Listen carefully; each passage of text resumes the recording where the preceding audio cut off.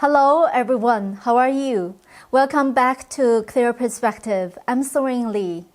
As expected, New York Governor Andrew Cuomo resigned, but the public found it disappointing that he did not say a word about the real reason for his resignation. Cuomo suddenly announced his resignation on Tuesday, August 10th. During a press conference, Cuomo said, "Given the circumstances, the best way I can help now is if I step aside and let government get back to government, and therefore that is what I will do." The three-term governor will leave office in 14 days. The state legislature already began the impeachment proceedings against him for repeated sexual harassment of female employees at work. During the press conference, Cuomo continued to deny the allegations against him and called it politically motivated controversy. Recently, Cuomo came under increasing pressure to resign, not only from the Republicans but also from Democrats, including Joe Biden, Chuck Schumer, Nancy Pelosi, etc. Kathy Hochul, the 62-year-old lieutenant governor, will succeed Cuomo as the 57th New York governor. She will be the first woman to hold this position. Why was the once so popular governor abandoned by the Democratic Party? Last December, Cuomo's former aide, Lindsey Boylan, tweeted that Cuomo sexually harassed her for years. At that time, the media had already crowned Biden as the president-elect. Some media reported that Cuomo was under consideration by Joe Biden for the role of Attorney General. Back then, Cuomo's popularity rose rapidly. Last year, at the height of the pandemic, the leftist media flattered him as a pandemic hero. He even received the International Amy Founders Award for his masterful COVID-19 briefings. The International Amy Founders Award recognizes outstanding television programs such as TV series, documentaries, children's and teen programs, etc. It is quite rare for the governor of New York State to receive an International Amy Award for giving pandemic briefings. Cuomo himself is very ambitious. He believes he has made a great contribution to the Biden administration.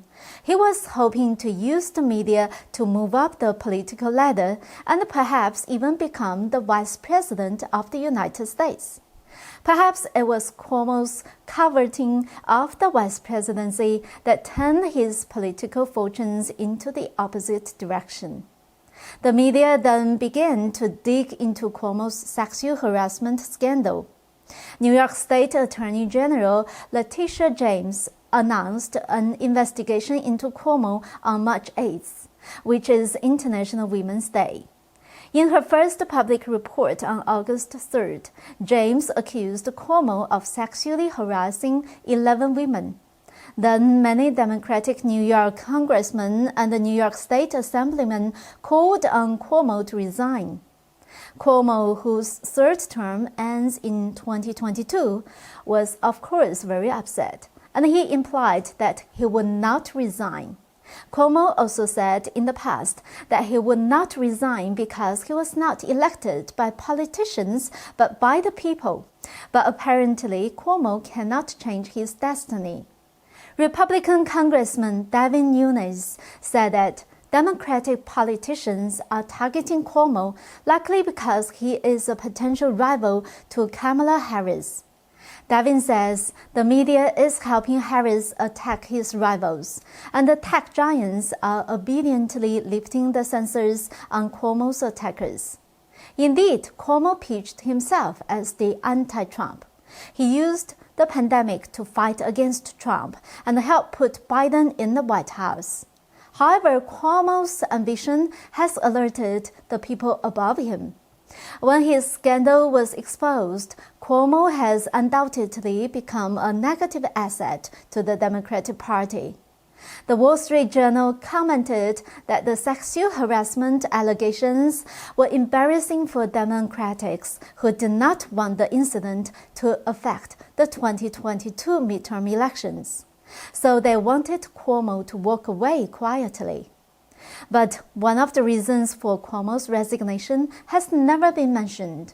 Biden and the leftist media are deliberately trying to cover it up for him.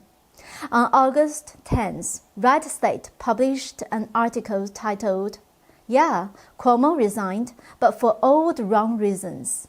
The article said Andrew Cuomo should be resigning because he killed 15,000 people. During the peak of the pandemic last year, President Trump sent the hospital ship USNS Comfort to New York, but Cuomo refused to accept Trump's support. From the ship's arrival in New York on March 30th to its departure on April 30th, only 182 patients were treated in 1 month. However, this hospital ship has 1,000 beds, 12 fully equipped operating rooms, and nearly 1,200 crew members.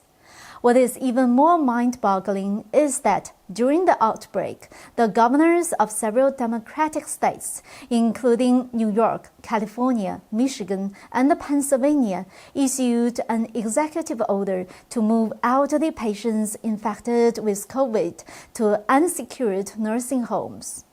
And in the name of anti-discrimination, the nursing homes could not refuse to accept them, resulting in a large number of elderly deaths. In New York, 15,000 people died as a result of Cuomo's policy. But this fact was ignored by the media. And Biden's Justice Department announced recently that it would not investigate the mass nursing home deaths in New York State during last year's pandemic. Now Cuomo has resigned, but the real reason for his resignation has been obscured. The article says the purpose is to protect Democratic Party legacy, and it was even to protect Kamala Harris' chances in 2024. Next, let's talk about infrastructure bill.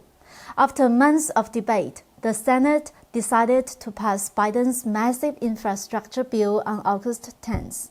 The bill is supposedly meant to encourage competition with the Chinese Communist Party. Trump had repeatedly said that McConnell and the Senate's Republicans in name only were being played by Pelosi and Schumer. Trump called the $1 trillion infrastructure bill the beginning of the Green New Deal. Only a small portion of the 2,700-page bill is on infrastructure, and the bill has been called a massive socialist expansion. According to the Voice of America, of the $1 trillion, only $550 billion has been allocated to infrastructure upgrades and construction. The other half is for mitigating the effects of climate change. But the media has only reported on the parts of the bill allocated to infrastructure upgrades.